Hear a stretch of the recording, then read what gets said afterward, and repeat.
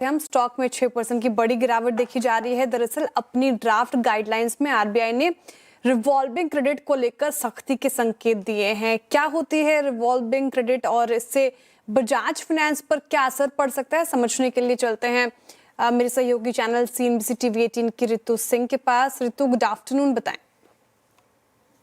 जी हाँ, आरबीआई ने NBFC sector के लिए एक बड़ा रेगुलेटरी चेंज प्रपोज किया है।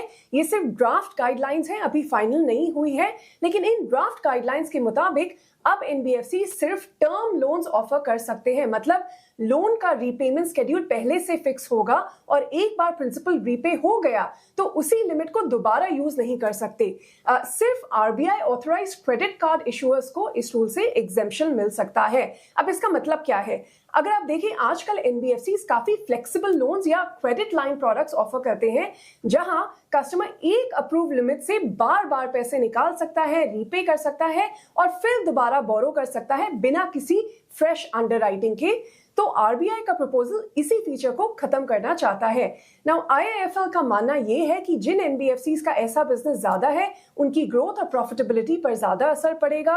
बजाज फाइनेंस का काफी एक्सपोजर है इन फ्लेक्सिबल लोन से, जैसे कंसोलिडेटेड एयूएम का करीब 15% और स्टैंड अलोन का लगभग 20% इन फ्लेक्सिबल लोन्स में है, तो उनपे काफी इंपैक्ट आ सकता है। टाटा कैपिटल का एक्सपोजर भी काफी मीनिंगफुल है। वहीं चोलामंडलम इन्वेस्टमेंट का एक्सपोजर 1% से कम है उनके एयूएम का, और एल&टी फाइनेंस और पूनावाला फिनकॉर्प पर इंपैक्ट लगभग नहीं के बराबर है। नाउ आईआईएफएल का यह भी कहना है कि ऐसा हो सकता है कि कंपनीज कंप्लायंट प्रोडक्ट्स अब डिजाइन करें, लेकिन उसका पूरा इंपैक्ट ऑफसेट होना मुश्किल है। कुछ डिमांड क्रेडिट कार्ड्स की तरफ भी शिफ्ट हो सकती है, और इसलिए एसबीआई कार्ड जैसे लोगों को कुछ मार्जिनल बेनिफिट भी मिल सकता है।